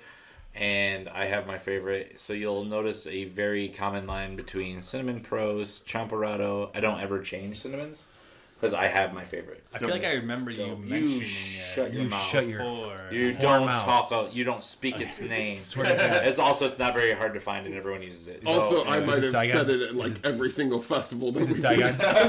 Shut up! You don't know my life. Yeah, it's Saigon. Okay, that's what Brandon and I use for the Into the Void. It's the best. It So, is. It really Trevor, is. Saigon's right. it might be something I was thinking before. Brandon, if but there's were any you left, I'll saying take some something more. about Saigon cinnamon being like the last Please, sir, can I have some more? Actual cinnamon from. It's not last true, but I mean, there's cinnamons that are like fake cinnamon that is made from a specific bark. Is that cassia? Cassia Yes. bark, And specifically, which still tastes good. Yeah, it tastes good, but like when we, It's not proper cinnamon. Brandon dipped into his wife's private stash of Saigon cinnamon for this. Stash. Yeah. Wow. Well, she had a stash that she didn't actually know that she actually. I Had didn't more that realize we Brandon had found. cinnamonophiles here. We I do. wish In this house, it is. And amazing. like I remember because you're That's the good cinnamon. yeah, you're like that's the good cinnamon. They They're were like, like, good there's cinnamon, you more. son of a bitch. And she was like, oh, that's great. But it was like I felt like we were doing something terrible. I was like, oh my god, we used the good Well, again, Saigon much like cinnamon. we were talking about earlier. Forbidden cinnamon. Much like we were talking about earlier with the cocoa nibs that we roast there, we also do the Trevor, same we thing should with the get best cinnamon. We roast it all through our ovens in the kitchen, and it smells wonderful. By the way, like warm right out of the oven cinnamon is like one of the best smells in the world. When we're I making try to this, it's create one of my a very favorite things. comfortable environment for Tim while he is chained to the goddamn canning It's line. like aromatherapy. It's lovely. Okay, Tim. It takes away from the rashes It on my reminds me of arm. Ma's The pie. rashes. Oh, it reminds me of Ma's pie. Eat the sludge and shut up and keep canning my beer. Tim, look at the flowers. Oh no! It's so cool. He's so emaciated, but still here. You guys, we real quick. We not real quick because we probably have like another doing fucking real quick 45 today. minutes. Yes, sir.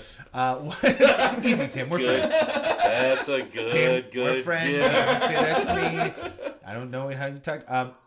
Brandon, what did you just open up? Because it's the last variant of the night. It is the Cocoa Krampus. Yes. And Trevor, I'm gonna go to you for this. Yes. Or should I Cocoa go with to- a K. can I go? Should I go to Tim for this one? Is it Tim? Whoever you'd like. Tim obviously created the label on this, which is probably my favorite. I of was the just going to say, Krampus this is items. actually my favorite of the variant labels. Tim? I love the hibiscus flowers. Shut up, Thank Dan. you. Shut up, Thank you. Dan. I'm just joking. Even though our I had to say something terrible. obviously too. so I this love is you. coffee and coconut. Our coffee does not come from Hawaii, but Wait, I immediately what? it immediately evoked Hawaii to me in my head, the coffee and coconut. And so They that's grow both of those things there. they do, and so that's kind of the direction we went with the with the label. That makes sense.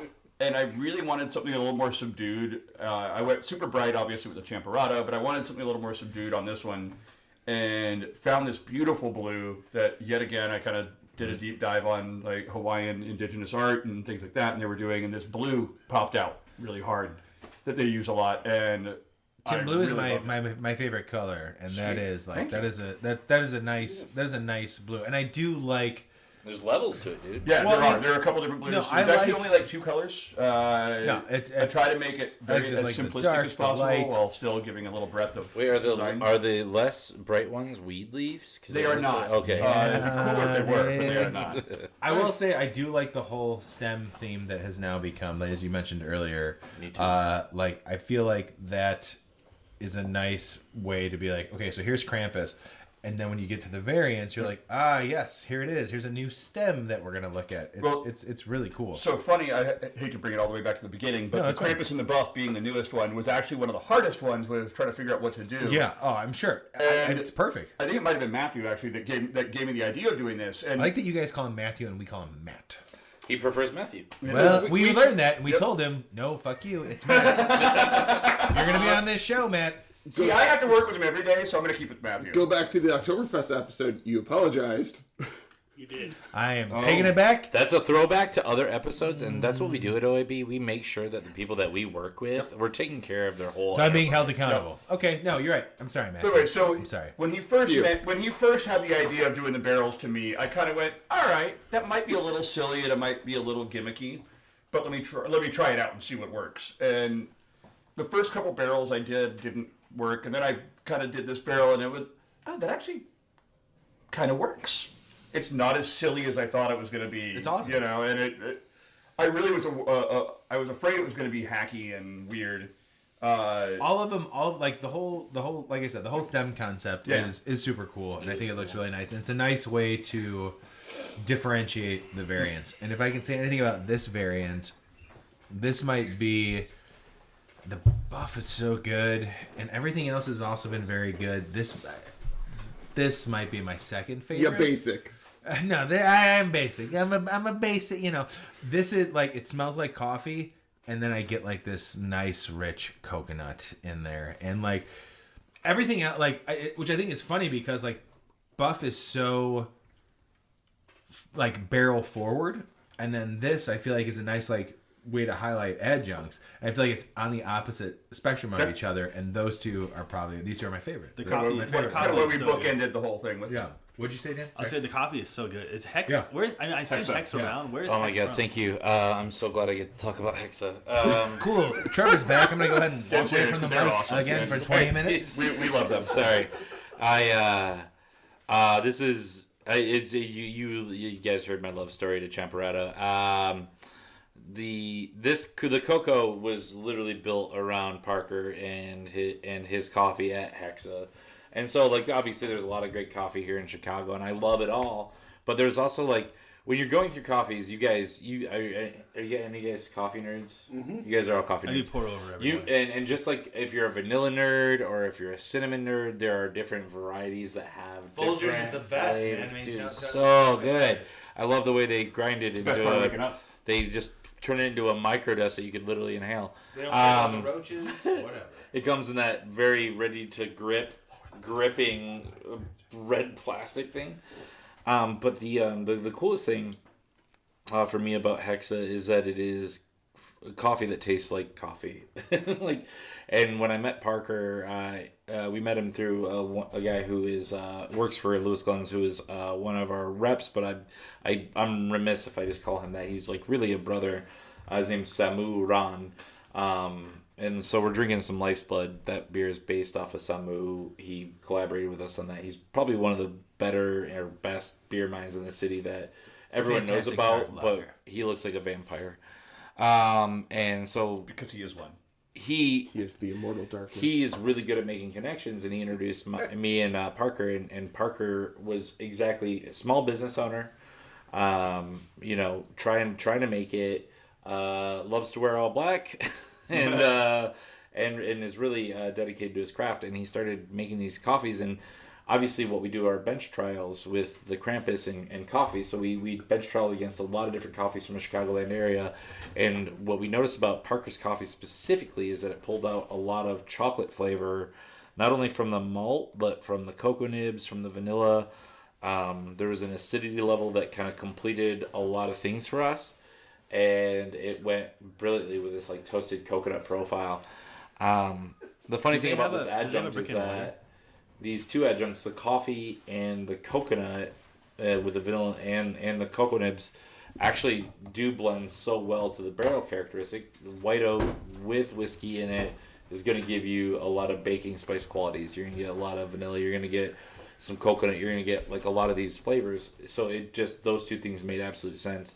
I think if I'm going to say the hardest goodbye to one of our variants next year, I'm still going to use Parker's Coffee in some way next year.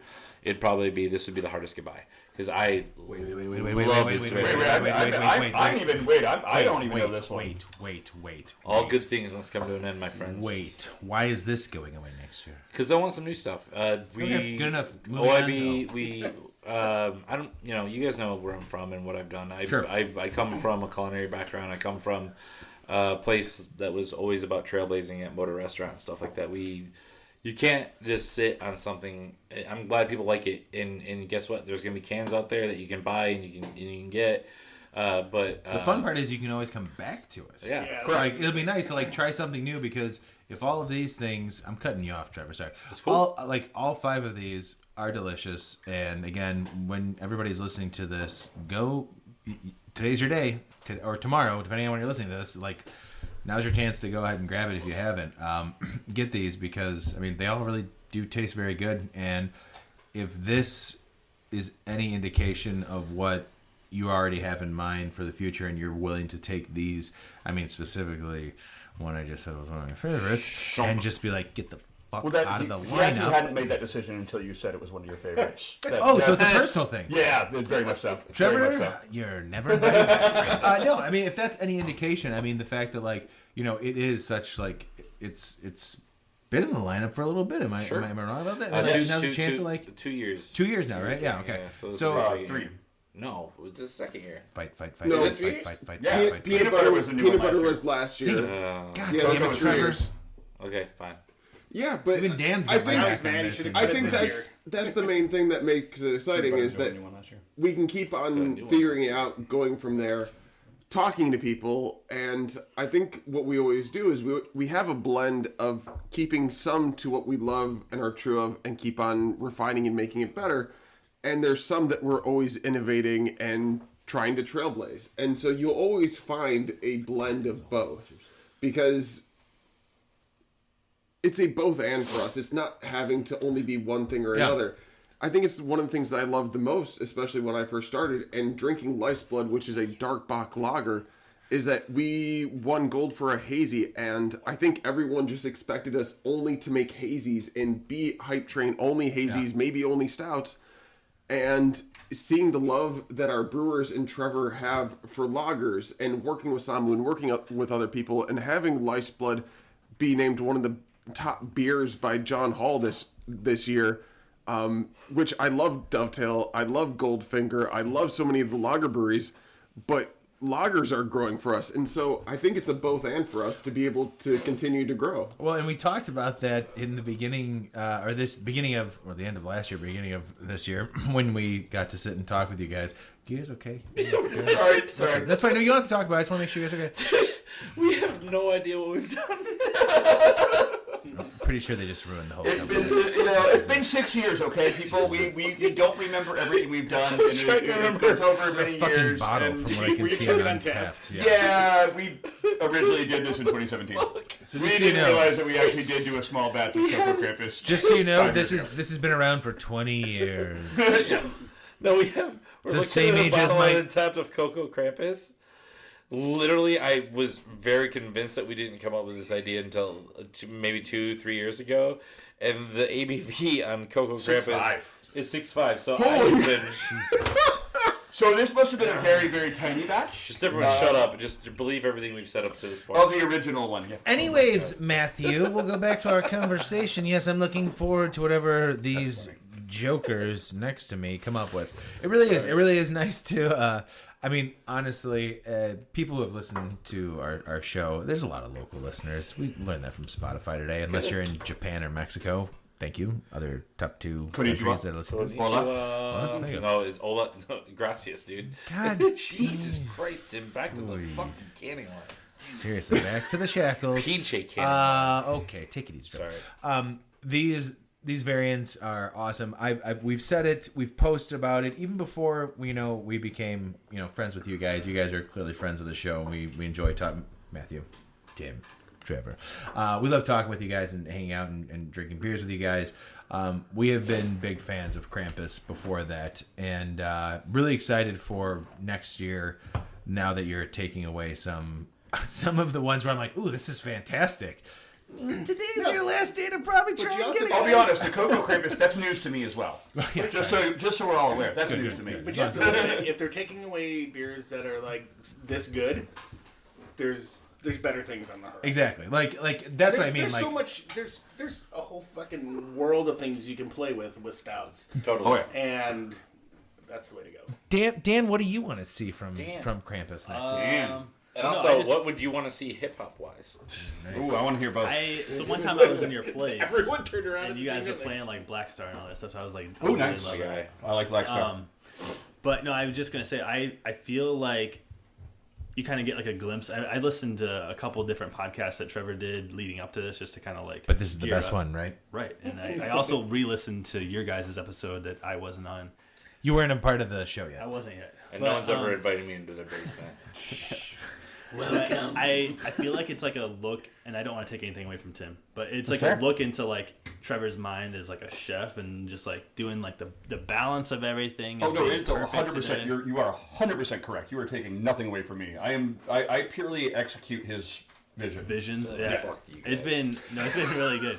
They're just friends, Dan. But I was gonna actually say like the whole when you were like talking about how when we were going to the no bake and the peanut butter didn't have peanut in it, I was like thinking of like listening to your interviews when you're talking about Moto and how you're like taking things and making them taste like things that they aren't, and so it's kind of just like it's fun to see what you guys are doing, and it's fun to see or to think about like what you guys are gonna come up with. Especially with the whole idea of like the extracts of like using the peanut butter extract that doesn't actually have, like you said, like peanuts in there. It's and kind like, of blowing my mind. Yeah, it dude, really that's tastes like that's peanut. exciting. It's going to be super cool, and we're hyping you guys up for next year. And if you blow it, I swear to God, you guys will never be invited back on the show. Krampus release, I'm taking that day off. I'm gonna bust out my You said my that last really episode. good The fuck Santa up, Dan. costume. Do it. Come in and just cause havoc and be like, "Fuck Krampus! Hell yeah. I love. Oh my Where's god. Krampus? Bring him Oh, on!" wait, no, Can we no, get no, like no. the inflatable wrestling suit? I figured it out. There is going to be a rap battle with hip hops. Can I make the beat? And you guys. Can I make and the it's beat? gonna be Krampus Please let me make the beat. Versus Versus Santa. Santa. Oh in a my- fucking Trevor, can I rap make the beats? battle, dude. Can I I make am the beats? so in for this. Can I make the beats? Sure. I've been making beats for like 20 years. I'm gonna make the beats. Do it. I can do too. He was like, Don't do Okay, it. Back stop. up, back up. Get the fuck out of here. boom, boom, chick, boom, boom, boom, chick. Oh boy. I can keep rhythm. One I don't last thing even I'll know say. how I'm gonna fucking throw this episode together. Real quick. I agree, Kat. You're right. Real quick, I also want to say that was really nice of people to say about the stuff, the flavors and stuff. My team is amazing, and I am so very lucky and beside myself every day to be surrounded by so many talented people. I'm probably gonna get a little emotional for here for half a second, but my guys and their palates and the way we listen to each other, it's absolutely dope. Every Krampus, everything that we do is all about community. So there's no brainchild of anything. It literally the walls around OIB comes from my team, and I feed directly off of them. And there should be no one that is like the leader or the number one because we are all exactly on the same plane. I think we all have our strong points, and we all listen to each other, and we know what each person excels at, and we listen. Look, I was to that talking person. really romantic, so shut the fuck up for 2 seconds. Yeah, and go he back was to your not damn talking mind. about you, Tim. So Tim, I'm also- pretty sure you were not a part of that. Tim was not I'm a gonna part of that. micromanage your language real quick. Right? This wasn't a point for you to disagree. This was a point for you to shut up and accept a compliment. No, thank you, Tim, for disagreeing with me. I love you. I wasn't disagreeing at all. I was saying that I think that we all have our strong points, and I think we're all very good at listening to each other when we know what everyone is really good at, and we go, "Oh, hey, you're really good at this. You do that." Man, you guys are I awesome. will reiterate. I think I posted it on Facebook recently, but from the food to the beer to the atmosphere, and the atmosphere includes the employees and the people that come there. They're awesome. Old Irving is an experience, and it's you feel like you're at home when you're there. Everyone treats you super cool and super chill. So I thought that was Olive Garden. When you're here, I your want family. to say so. They do the burger of the week and all that stuff, and I occasionally will go in there and get the Beyond or whatever the patty is you guys use, with whatever that is if it's vegetarian. Of course. I would love. This might be more off the mic conversation. Let's go. Cauliflower wings because Yeah. Dude, you're not the first person to say That's that. actually a good call. You're not the all first the person wing to say sauces that. sound amazing. As a You meat are eater, But I so can't- smart as a at meat eater, I'm No, on that so same. fun it. fact. I'm on the same Same noise thing. too. Yeah. But So my we cholesterol got- sucks. Can I wrap them in bacon? So the time that, so at love Eris Tim. they did. What if we fed chickens cauliflower? We did the vegan eruption. So this is the one time I actually talked to Chef Alex, who does amazing things, and we won and we actually put it on our menu, which is now our Vegan spring rolls, yeah. vegan spring rolls. Oh, yeah. But the Those are second good. best They're really thing that came in second place that we loved was our friend Joe Heel, who was the sales manager over at Alarmist, who does a vegan Alarmist? No longer there. But No longer there, those guys. but we do love them, and we He's love at them. But No at one the hates same Alarmist. time, he did So that fuckhead he Garrett. actually did a cauliflower ring wing, It's true.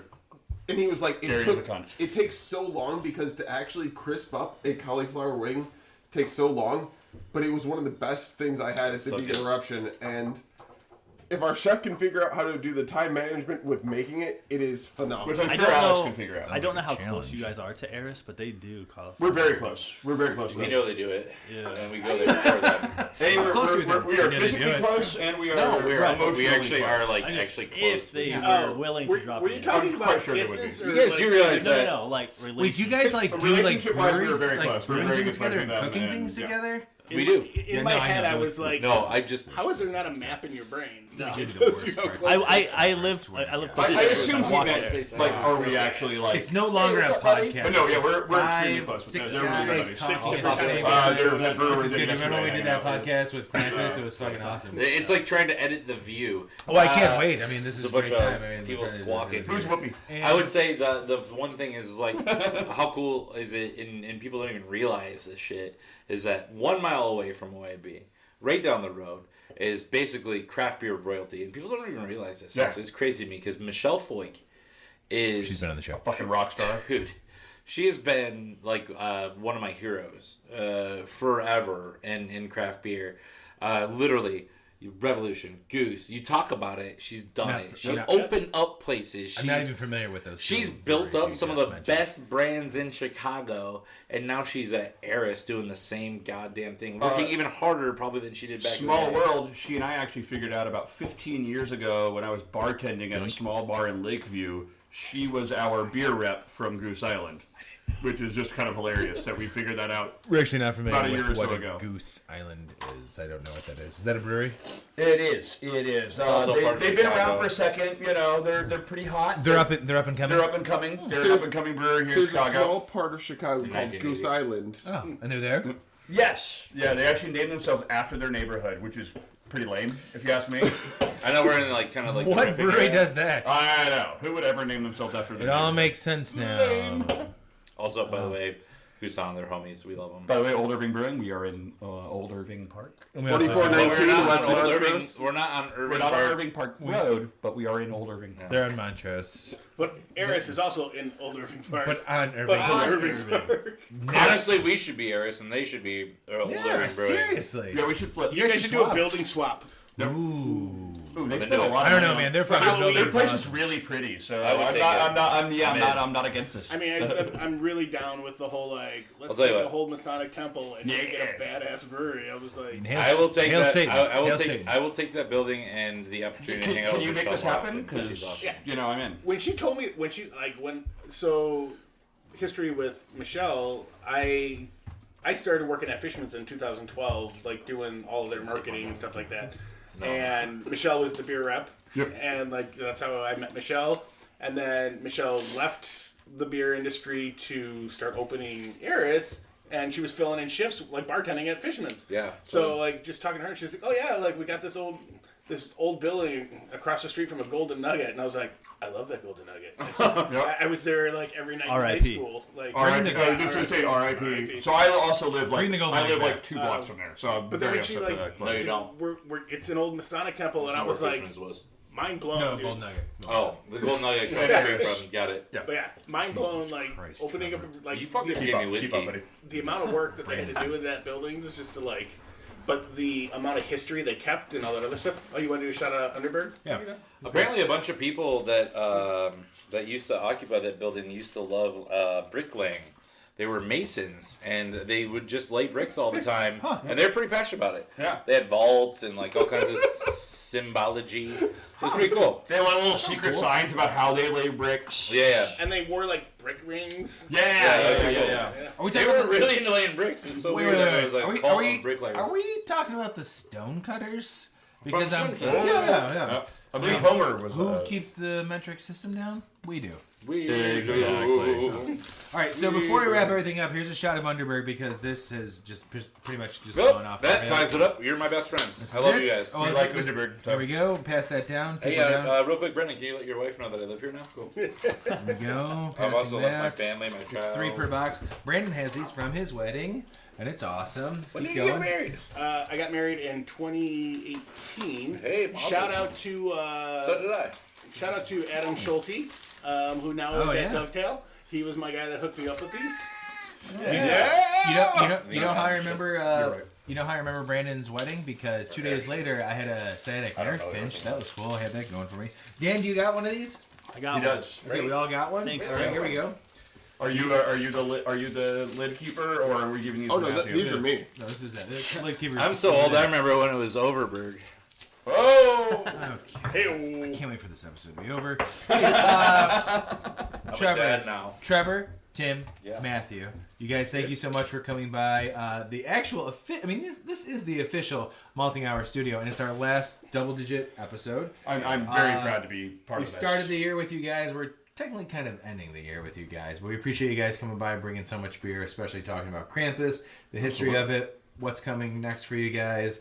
It's just awesome hanging out with you guys. It's been so much fun, and this is the best way probably to end our first 100 episodes. Right? Well, it was awesome. Anyway, I got one more story. Real quick. Can you mute Trevor? Let's do a cheers. Cheers. Here we go. Cheers. For the Overberg for Grandpa over here. Salud. Here we go. Salute. This is where it takes 21 hours for everyone to drink their Underberg. Notice you hear a lot of sounds, but no one's putting a glass down yet. There's 1, 2, 3, 4. So, Damn, thank it's you guys, and hopefully My turn. to another 99 episodes and 198 being here, and it's amazing to see you guys at GABF and Alphobab and everywhere else, and it brings me back to when I first heard you guys doing an after hours with Krampus, and you guys mentioning, if someone from Old Irving would just reach out to us, it'd be really fun to have this. So you're telling us that works? That's It how did. we did an episode once, and we were drunk and we live dialed the Lagunitas hotline. I'm good, thank you. They called us back. That's on their bottle, and we're like, hey, we'd love to hang out. And it was literally right before COVID, and they called us. They called me back, and they're like, we would love to have you guys come by and sit on the couch at Lagunitas. I'm like, awesome, and then COVID hit. I was like, oh. Well, thank God for Old like we Irving got- because Matthew followed through. I thought we got invited to Bell's, was it their 25th anniversary party that was supposed to happen in 2020? Oh, yeah. And it was like the greatest honor ever. Like Okay. we get this letter in the mail from them that was inviting us. We're going to as need you brewers guys to come to to show up. And obviously we were wildly excited and wildly happy. Trevor has like fists clenched and went I'm sorry. face down. All of us were freaking out. Dude, and then of course Two Hearted. I'm from Michigan. Two Hearted is my favorite beer on the planet. It's fucking phenomenal. Two Hearted, still to this Fantastic. day, is my favorite beer on the planet. I hope like one that of the one day I best can make IPAs beers on the as world. good as Two Hearted. Pump the brakes, you already do, but yeah. Fuck off. I love them so much. Yep. And someone said, and I swear to God, this is verbatim. Someone said, the Bell's guys love Old Irving Brewing. Yep. And I think we lost our minds. And then they invited us to their party, and then COVID hit, and I was like, you motherfucker. And obviously the party got canceled. And then it turns out, we learned from an employee about a year later that what actually happens is they have their handful of breweries that obviously are always there. It's a perfect representation. And then they actually put up to a vote among all of their employees who else should come. And we were... That makes it even We better. were voted in. Yeah, exactly. Dude, we were like, this is so much holy work shit. here. That means like all the employees of Bell's, I'm from Michigan, we were in there. And we're like, we don't know any of you people. Like we literally never we met have anyone from no like personal relationship with any of them. No one. You guys... And we were ecstatic because obviously we have nothing but the utmost respect for them. I They're literally amazing. have chills right now thinking about For real. being invited to Bell's shit. I just need you guys to shut the fuck up so we can wrap up the episode. Well, Yeah, Because that's this you is guys like- have Trevor warned you about Who this. edits Sorry. it? Who you edits guys it? have to I do. turn- I do. He doesn't I edit can't. it. Oh, you edit us? Yeah. listen to it. Okay, so anyway, so swear many- to fucking so many God, breweries Dan, to tap. I So let me hate- bring you back to the history of brewing. I hate So everything brewing about started. this. Oh, This is the worst. Start here. We call it Timsplaining. You know, I'm not gonna. You know what? Dan's actually right. I'm not gonna edit it for the 99th episode. That's my that is my thing. I'm not editing any of this shit. however long it goes is how long it goes. I will say this. She said. Trevor, Tim, Love Matt, you. thank you guys. We love you guys so Pleasure. much. We've As seen you always, guys man. so much, and you guys have become a big part of the show. Like I said, I will tell you when your beers suck. I will tell I you appreciate it. when your beers are good, and so will these guys. But you guys are doing great things, especially for Chicago and for just craft beer and beer in general. So Thank you very much. It's an honor to have you guys come with us on this show. So we really appreciate you coming over here. Dude, we'll come with you anytime, dude. Thank you for having us on here. Take it easy. Take it easy, Trevor. Take it easy. That's cool. Dan? Yes. I don't like you sitting back there. I like Clark it's sitting back there. there. I kind of wish I could see You guys him would have while been I'm fine looking with at Clark that. sitting back there, but we need Dan. Dan, this is the last time you're doing that. I think okay? next time we throw a chair over here. Yeah. Well, no, next time we throw up this. We're gonna little throw up. The whole thing You could had work. it built the whole time? So this was it for the 99th episode. We were Mix trying, going back and we were forth. testing it out. Yeah. Well, then you just make someone sit in there, and then they're the bartender. Noted. I did that for the 100th episode. Aggie. Oh, Wait, Anyways. wait. You did that for the 100th episode, but this is the 99th episode? Time travel's real. Don't try and break this down, Tim. The 100th episode's already been done. Dan, I love you, buddy. Love you. Brandon, I love you, man. Love you too, bud. That's it. Everybody go to fucking Old Irving today if you can, if you're in Chicago, because they may have some Krampus left. I have no idea. Anyways, stay tuned for the next episode, which is 100. Bye, guys. Thank you. Bye. Jesus Christ. You guys fucking suck.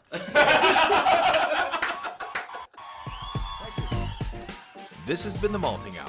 Be sure to follow us on all social media by searching The Malting Hour and at themaltinghour.com. You can also follow us individually on social media. Brandon can be found on Instagram as BMDub81, on Twitter, BDub81, and on Untapped as BDubDrinksBeer. Tony can be found on Instagram and Untapped under Ace of Help Chicago, on Twitter, The Ace of Help Chicago. Clark can be found as Clarkowski on all three. Dan can be found on Instagram as hip__hops